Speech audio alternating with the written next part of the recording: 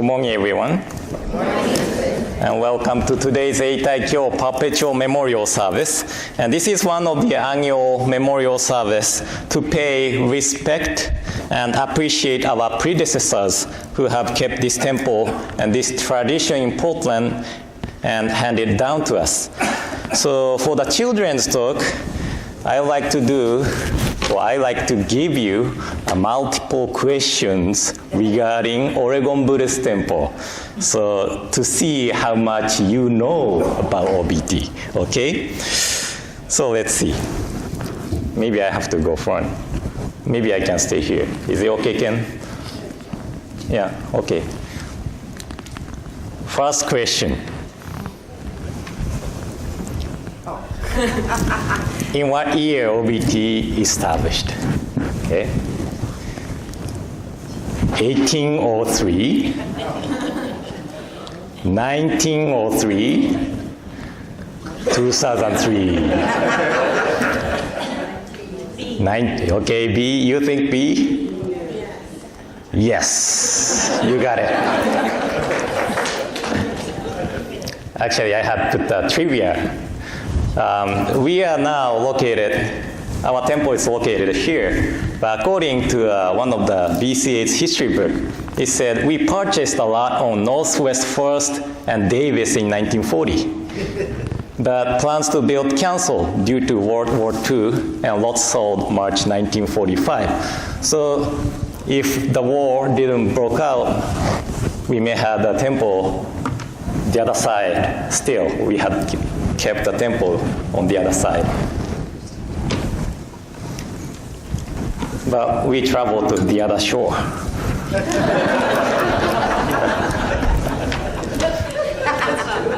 Okay, second question. What was the name of the first minister of Oregon Buddhist Temple? Okay. A. Reverend Shozui Wakabayashi. B. Reverend Gyoshin Fukuma. C. Reverend Chido Sugahara. A. You think A's? Okay. Actually, B and C is my grandpa's name. Okay, so A. And trivia. Reverend Wakabayashi was the 11th BCA registered minister. Means he came from Japan. He's the 11th person from Japan came to the United States, and I am 395th. It doesn't mean I'm the 395th minister from Japan, including United States born ministers too, so 395th. Yeah, it's a lot. Okay, third. How many ministers did Oregon Buddhist Temple have? Okay. A, 33. B, 51. C, 24. It's only partially correct. There's only actually 25. I think 24 is my research. This picture is from 80th anniversary of Oregon Buddhist Temple. It's missing two pictures of two ministers. So I counted 24, but I don't know, maybe 25. And 33, my favorite basketball player was Scottie Pippen. B, that's Ichiro, number 51. But according to my research, we had 24 ministers. And Reverend Ono, Myoshin Ono, served OBT for 15 years. And that is the longest for Oregon Buddhist Temple. And BCA record is Reverend Mas Kodangi of Senshin Buddhist Temple in LA. He started Senshin and retired from Senshin. So he served Senshin for 40 years that's a long time. How many board members does OBT have? 10, 11, 12. Maybe this is the most difficult question. Do you know? Maybe you are not paying too much attention to the bulletin board. There's a picture of board members. Okay? 12. We have 12 board members. Reverend Wakabayashi is recorded as the first president of Oregon Buddhist Temple. The first layperson who took the lead as OBT president was Mr. Rihei Hasegawa from 1921-1930. Okay? I think this is the last question. Which of two organizations of Oregon Buddhist Temple established at the same year? This is really tough question. YBA and Dharma School. YBA stands for Young Buddhist Association. B, Japanese Language School and OBWA. OBWA stands for Oregon Buddhist Women's Association. C, Dharma School and OBWA. B, C, A. Okay. Not A. Not B. So C, Dharma School and OBWA. Dharma School and used to be, we call Fujinkai, Oregon Buddhist Women's Association, were established in 1906. And Dharma School was reactivated after camp in 1946, and OBWA was reactivated in 1945. And they both still exist at OBT. That's amazing, right? So this is all I have, I guess, okay? So, I wanted to show this because of all the ministers and the Sangha members, we are still able to come to the temple and learn about Buddhism and appreciate the teaching. So today is a day to appreciate those who have handed down this temple, teaching of Nembutsu to us. So please pay attention to the pictures downstairs on the wall or on the wall outside of the Hondo. And let's thank them for their contribution to the temple. Okay? I guess adults enjoyed this multiple question too, but this is children's talk, okay? So let's close with Gassho and Nembutsu. Namo Amida Butsu, Namo Amida Butsu, Namo Amida Butsu, Nammanda Butsu, Nammanda Butsu.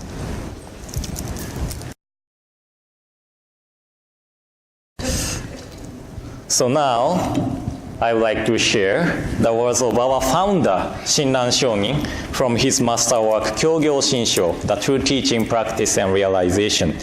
And so please join me in Gassho. Please put your palms together. And this is on page 123 of Collected Works of Shinran.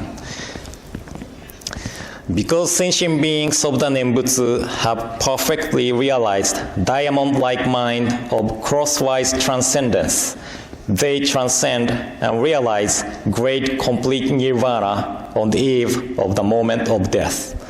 Namo Amida Butsu, Namo Amida Butsu, Namo Amida Butsu, Nammanda Butsu, Nammanda.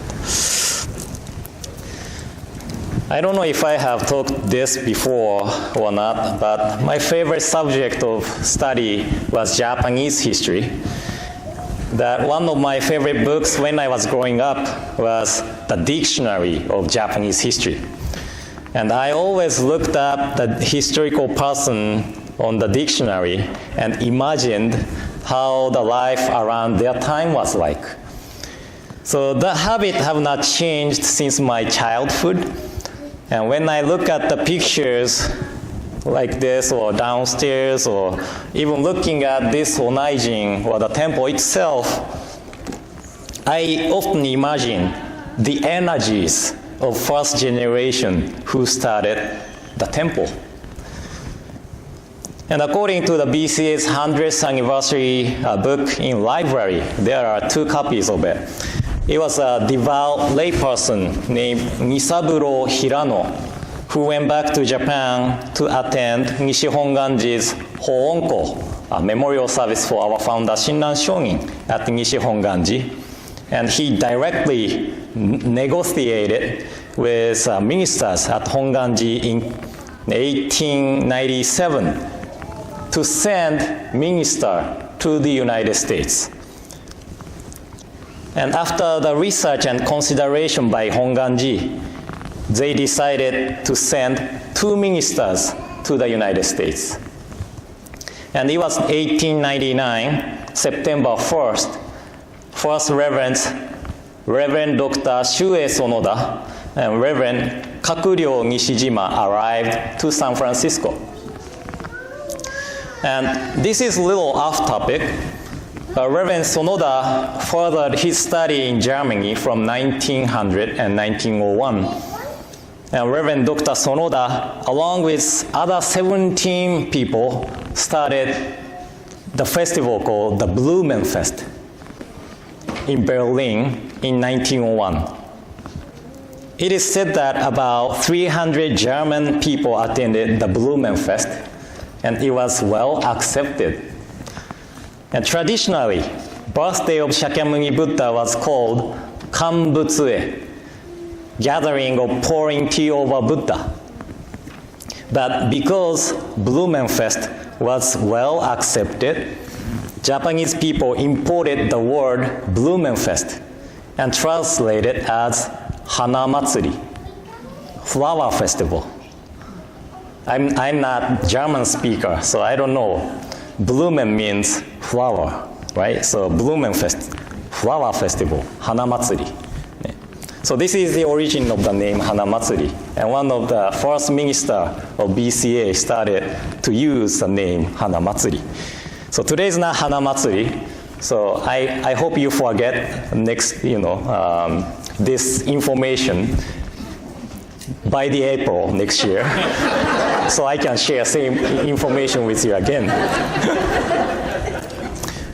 But our first minister, Reverend Shozi Wakabayashi, is the 11th minister from Japan. And he was born in May 21st, 1880 in Toyama Prefecture. And one of the areas which has a lot of Jodo Shinshu, that is Toyama, Ishikawa, and Fukui, that's that kind of area. If you don't know, if you are not familiar with Japanese map, I created the map of ministers' home. So you can look at the map and see how far they are from Tokyo and find out. But I asked my father to look up the temple directory of Hongwanji-ha temples. And Reverend Wakabayashi is from Shinshoji in Toyama. And head priest of Shinshoji in Toyama's family name is still Wakabayashi. So it might be interesting to visit Reverend Wakabayashi's home temple one day.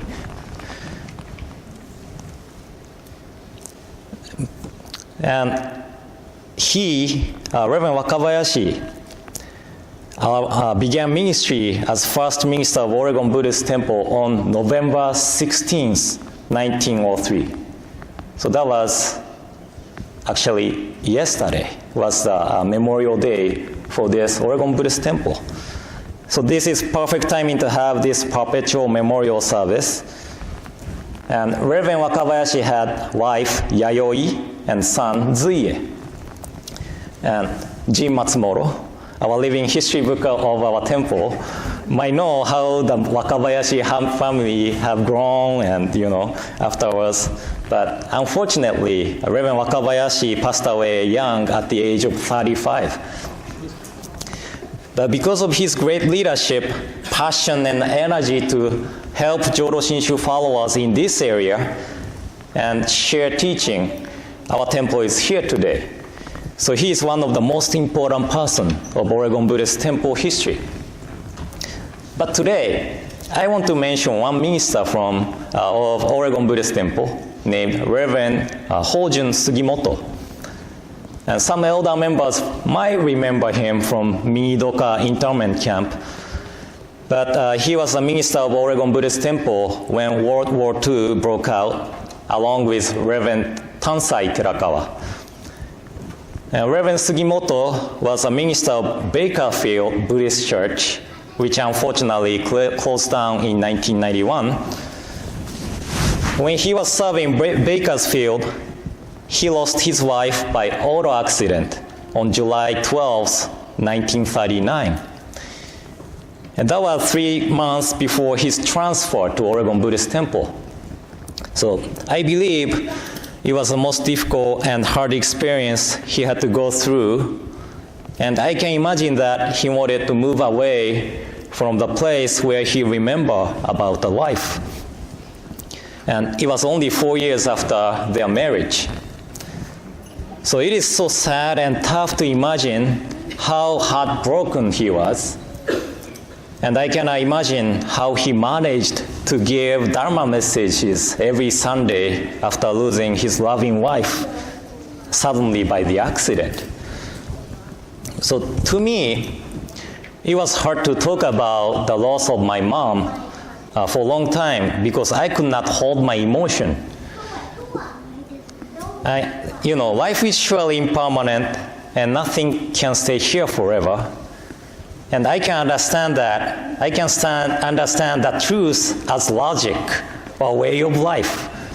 But still, this is human beings' nature that we feel deep sadness when we experience loss, and wound of the loss would never heal completely. That is why the teaching of the Pure Land, the realm of awakening, where we are able to meet our loved ones again, is so important for me. And I am sure that for those who have experienced the loss, feels the same way. And after 3 years of serving at Oregon Buddhist Temple, Reverend Sugimoto was interned to Mingidoka. And there, his colleague minister, Reverend Terakawa, passed away on November 12, 1944 in the camp. Reverend Terakawa was 3 years younger than Reverend Sugimoto, and he was only 51 years old at that time. It seems like Reverend Sugimoto came back to OBT on March 1945. So it was before the war ended in August 1945. So I need to interview some elders and learn more about why he was able to leave camp before the war ended. But he came back to OBT and served here until 1947. And after serving for OBT, he was transferred to Plaza Buddhist Church in California, and he retired there in 1959. And after retirement, he did 3 weeks BCA lecture tour to Eastern District in 1963. Unfortunately, Reverend Sugimoto died in the automobile accident, just like his wife, on September 29, 1973. So from the perspective that he lost his wife and his life by auto accident, he really had an unfortunate life. But thinking about the fact that he was able to hold vitality to share the teaching, share the Dharma with people for 30 years after losing his wife by auto accident, I think his life was the life supported by the teaching of the Nembutsu, teaching of the Pure Land, and the teaching the people who enjoy the teaching. That means member of the Sangha. So that is why the teaching of Nembutsu is so great. As Shinran Shongin's words at the beginning I shared, said, because sentient beings of the Nembutsu have perfectly realized diamond-like mind of crosswise transcendence, they transcend and realize great, complete nirvana on the eve of the moment of death. Nembutsu teaching doesn't choose people, abilities, age, or how they die. That is not the matter. Once we received Shinjin, once we receive the working of Amida to awake us and never abandon us, our birth into the Pure Land is settled. And because the cause of our birth is on the Buddha's side, abilities, lengths of practice, achievement of practice, how much we donated or how we die, anything on our side is not the problem. So then, what our daily lives as Buddhists would be? A few days ago, I know I'm talking a little longer than usual, but close to the ending. Okay, so a few days ago, we had meeting for the Northwest Convention we are hosting in 2021. So the theme of the convention is set. Theme will be art of Buddhist living, right? Art of Buddhist living, right? Right? Yes. But art is now an acronym, okay? Appreciation, realization, and transformation of Buddhist living, okay? And I think this represents Jodo Shinshu Buddhist life. I appreciate Buddha, Dharma, and Sangha for allowing me to be here. I realize my self-centered nature by encountering the primal vow of Amida. And my way of living has transformed from before I encountered the teaching. I was a lot more self-centered before I started to seriously listen to the teaching. But now, I am still a self-centered person, but I am able to back off a little bit and see myself from different perspective because of the primal vow of Amida. So that is what I think as daily lives of Jodo Shinshu Buddhists like. And our predecessors who have handed this teaching, this temple down to us, I am sure that they had appreciation, realization, and transformation in their lives by encountering the teaching. And they are encouraging us to listen to the teaching and asking us to keep this tradition and wishing us to hand this teaching down to next generation. So what we should do now is to listen to the teaching and enjoy the teaching as our predecessors did.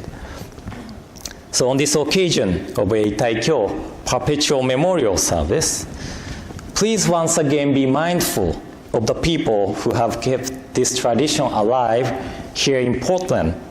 And let's keep this tradition alive as long as we can. Okay. So thank you all for coming today. And in closing, please join me in Gassho. Please put your palms together.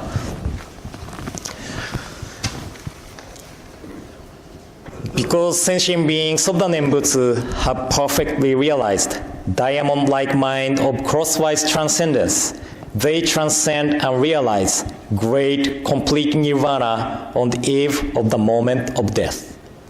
Namo Amida Butsu. Namo Amida Butsu. Namo Amida Butsu. Namanda Butsu. Namanda Butsu.